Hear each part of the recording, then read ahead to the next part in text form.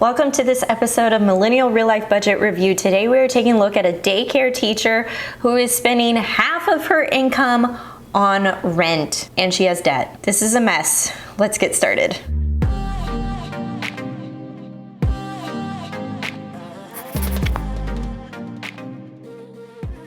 Hey guys, it's Justine, your host of the Debt Free Millennials channel, the channel to help you crush debt, feel financially confident so that you can have more fun and less payments. If that sounds good to you, join the fam, click that red subscribe button so that you never miss another notification from me on when the next video is out. Today, we are taking a look at a daycare teacher located in Pennsylvania. She says the biggest thing they are struggling with financially is I have a hard time with budgeting and debt and eating out, class supplies, and lack of motivation.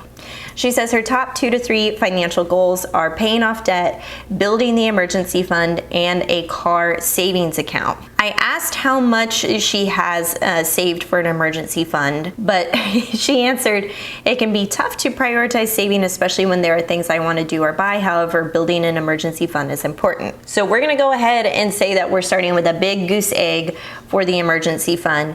She also said that she is starting a new job where she'll be making $18.50 an hour. She'll also be keeping her old job but going part-time and making $15 per hour. She's also supposed to get a raise, and then she really wants to work hard to pay off debt and save money. I want to have a lot of money in the winter months, especially since my sister's birthday is only 6 days before Christmas. So she's anticipating birthday gifts, Christmas gifts.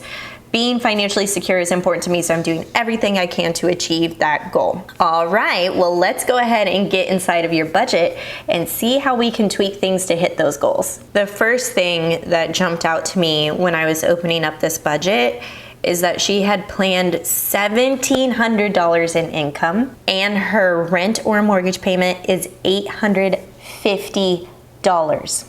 That is 50% of her take home. And that is way too much of a rent payment or mortgage payment for her to be able to sustain on, especially since I see the monthly minimum payments for her debt equals $628. So the math ain't mathin', because if I'm adding that up, $1,478 is going towards just debt and rent alone. $1,700 minus the $628 minus the $850 means she has $222 to spend money to live her life, and that's not sustainable. So I'm betting and guessing that this was just maybe half of the income, because as I was adding things up for her, if she's truly making $1850 and she's full-time daycare teacher, that's 160 hours in the month, that's $29.60 for her take home, but actually it's probably going to be less than that considering that she will have taxes pulled out. So I'm guessing that her monthly take home is actually closer to $2,500, especially knowing that she got this new job. Also, she said she was keeping her old job and doing that part-time. So I'm guessing that she's trying to work more than 40 hours a week, if that's doable. I'm not sure if the old job was also daycare and the new job is daycare. I'm not entirely sure, but you know, a lot of daycares nowadays, they'll open up at 6 a.m. and they'll close at 6 p.m. So it's very easy to do more than 8-hour work days in the daycare industry. And if you're allowed to do that, then you could really be maybe pulling in more than $2,500. But let me go ahead and plan out that $2,500, knowing that you said you're getting a new job, and that makes things a little bit more affordable, but we're absolutely going to have to change some things here. Yeah, we're just spending way too much money here. Okay, so we've got your rent. Your cell phone is $100 a month. This seems really high considering it's just you. I wonder if there's a device payment plan that you're on, because if that's just your data plan alone, you are way overpaying for that. Highly recommend that you check out Mint Mobile. I've been using Mint Mobile for over a year now. Absolutely love it. No problems. I can easily connect to Wi-Fi, and I'm paying like $30 a month for it. So perfect. The factor meals of $150. I actually don't even see groceries listed in here, but I do see restaurant spending of $230, and that's definitely has to change. So factor meals or groceries, I feel like you would go a lot farther with just buying groceries, or maybe cutting down on the factor meals. And then also I see Uber and carpool of $360 a month. I'm guessing you don't have a car. This seems really, really high. True, it's less than a car payment, but if you have, if you could just save that $360 for the year, see what that is, $4,300. And if we could like cut down some of these other expenses, if we could get maybe like a $6,000 car. I know that sounds wild, but yes, there are actually cars out there for $6K. I don't know. I'm tempted to really take a look at your transportation needs, because the transportation costs are really high. Class supplies, and then you've got a ton of subscriptions. Looks like you're paying for YNAB. Now, I know the YNAB is an annual subscription, so this $98.99 is actually like a one-time fee. So if we were to break that out per month, then it's like $8. So I'm gonna change this so that you're saving for it every month. And then when you wanna renew it, you'll have the money set aside. So $9 for that. Goodness me, you have a lot of subscriptions. Okay, then $230, $287 for clothes. That's really super high. We'd want to cut that down. Braids of $120, and I realize that like braids, like hair braids, can be really expensive. I also think you could maybe stretch that and not get them done every single month. Could you go every other month? So could we cut that to $60? And then Disney Plus, I know you're not paying $108 for Disney Plus every single month. That is definitely the annual cost. So let's divide that out to be $9. Okay, this is looking better. All right, now knowing that I see your budget and all of your expenses, let's take a look at those financial goals, because you said pay off debt, emergency fund, car savings goal, and then also you mentioned gifts, so I want to add that as a goal. Right now we have to prioritize the emergency fund. 2 to 3 months of living expenses needs to be set aside in case of an emergency. In case you were to lose your job, your phone gets flushed down the toilet, you have some sort of medical emergency, we need to make sure that money is coming from someplace and not coming from credit cards. So really the emergency fund needs to be the goal. And for you, what we need to look at is your rent, your cell phone, not any of these subscriptions. Factor meals all include as like your grocery spending of $150. Your transportation costs, I hope we can get that down though. That just seems so much. Your class supplies, and what else? I think that's it. Okay, woof, that's $1,500, almost $1,600 in just basic living expenses. And for you, that's a lot of money. That's a lot of money knowing the income and the amount of money that you're taking home. Regardless, what we need to aim for is 2 months of living expenses of about $3,000 or 3 months of living expenses at about $4,700. So we need to make sure that a lot of this stuff gets pushed over to the emergency fund. Now you said you wanted to do the car savings goal, which it looks like you want to save up for a Subaru. I love Subarus. I have a Subaru myself. They are great cars, and it's gonna have to take a back seat for now, as well as this $20 towards investing. I'll come back to the Christmas fund, and the reason I say that is because I know that's coming up sooner than later. And then also we just need to slash, and then also all of your subscriptions, just so much money. I really recommend that we take a look at slashing a lot of these. Like, can you go in with somebody on some of the subscriptions? Can you share a Prime account? Can you share a Paramount Plus account? Can we get on a family plan for Apple Music? Can we share Max? Can we share AMC Plus? You just have so many TV subscriptions that it's just really killing your budget. Also, we're still negative here. You're still negative. This is crazy. If there's a way that we can get this Uber cost down, can you do more carpool stuff and not so much the Ubers? Like, Can we cut that to $250? How much can you walk? Because that's really cutting your budget. We're still negative 77. Let's take that out. Let's take out shopping. Let's take out the buffer. Let's take out Christmas fund now. We're really slashing things. Okay, now we've got a little bit of a net. I had to literally cut everything out of your budget, knowing that $2,500 may or may not be your true take home. It could be more than that. I hope it's more than that. But let's just go ahead and say it's $2,500, knowing that these are your minimums. Keep in mind though, you didn't even include your student loan. You only have $1,000 outstanding balance, which is amazing, but you're also going to be factoring in that minimum monthly payment come October. That payment will be due. So we want to make sure we have money factored in for that. Also, $163-ish really needs to be going towards the emergency fund as much as possible. So if we could do the 80 plus the 163, so $243, and let's say we're gonna do this, $3,000, 244, 243. All right, it's gonna take you about a year. If you wanna save $243, it's gonna take you about a year to get that 2 months of living expenses set aside in your emergency fund. However, you have a lot of income opportunities, especially by keeping that part-time job.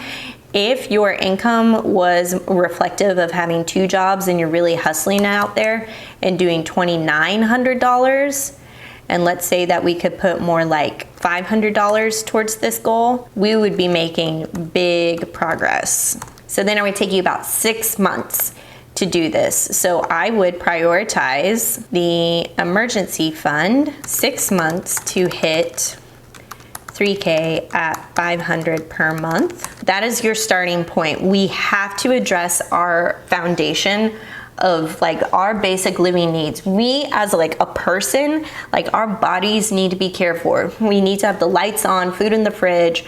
We need to have a roof over our heads. That is what the emergency fund is for. So I want you to have at least $3,000 in that emergency fund.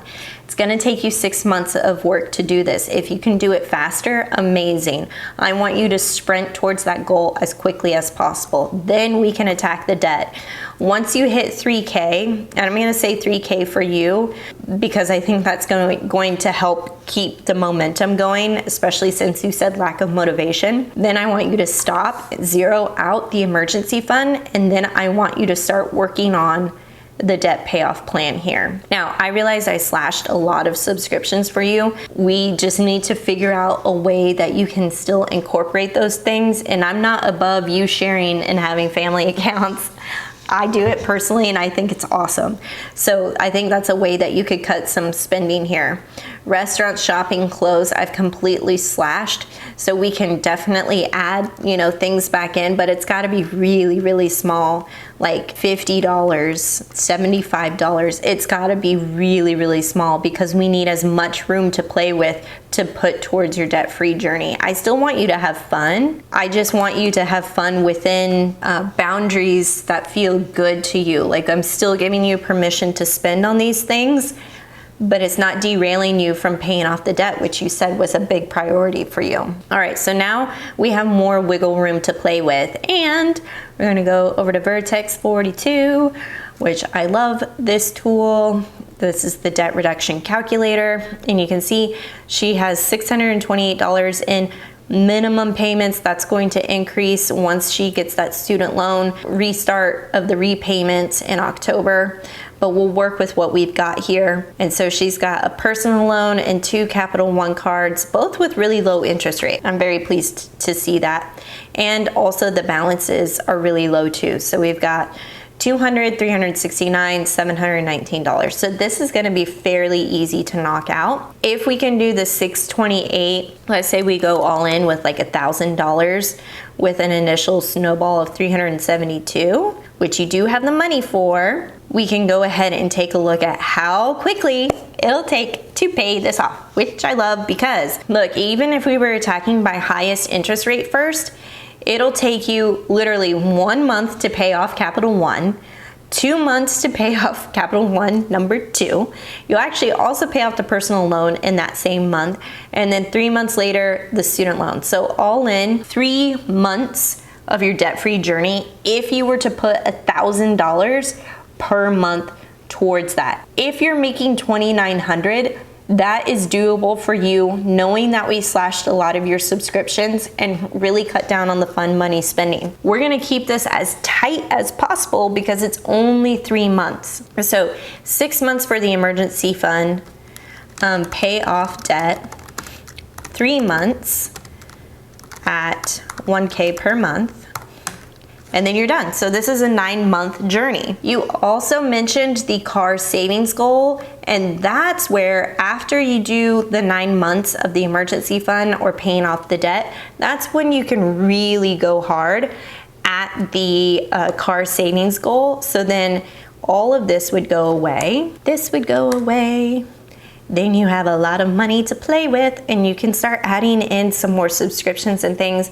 You can redirect that $1,000 towards the Subaru Legacy. You could have enough for a 12K car in a year. Easy, done. You can also, at the same time as you're paying off the debt, is really put a small amount, like you were putting $70 towards the car fund. You could still do that while you're paying off your debt. Just make sure the debt gets the highest amount of money out of your discretionary money, and then a little bit goes towards that car debt. Same with the gifts. You can also do this, just be sure that the emergency fund is getting the most amount of money, and then a little bit towards gifts. I would say $50, that's a lot considering you're on a lower income, your bracket is lower income. $50 per month for Christmas is just a lot of money. So I would figure out a way to cut that, and then also make a plan of, I'm only spending $25 on Christmas gifts per individual. I'm only spending $25 for my sister's birthday. Get creative with those things. There are ways that you can make a really meaningful gift without spending a lot of money. My mom actually did this and created recipe cards with recipes from both of my grandmothers and from my mom, and put them into a little ring of like recipe note cards. They were so awesome. I love this gift. It's one of my favorite gifts, and she didn't have to spend a lot of money on it. So that's something that you can always prioritize as well. I'm just really concerned with the amount of subscriptions and the fun money spending that you're doing on such a little income, knowing how high those minimum monthly payments added up to, and your rent. I'd really take a hard look at your rent and figure out, are there some ways that you can house hack? Do you have a roommate? Are you living by yourself? Can you get a cheaper place? When is your lease up? All of those types of things come into account, because $850 out of your budget is just a lot of money right now. The good news is, because you've got this job lined up with the higher amount and you're getting a raise, I know your income is increasing, which is amazing. Also, if you were really able to follow through on my marching orders for the emergency fund first, then your debt, you could be done with this in less than a year and move on with your life, which I love. That's the whole point. Let's make this as short of a sprint for you as possible so that we can get you to a feeling of financial confidence. You've got to be all in with this goal, and if you're not, if you're feeling like you need some more support, definitely hit me up in my coaching program. I will leave a link to that below for you to check out. If you would like your budget anonymously reviewed on the channel, fill out the Google form below. The more information and specifics that you can give me, the better recommendations that I can give you in these videos. If you like these videos, give them a thumbs up. If you're not part of the Debt Free Millennials family, go ahead and subscribe. We are a family committed to having over 100,000 strong in our community so that we can crush debt and achieve financial confidence that leads to more fun and less payments.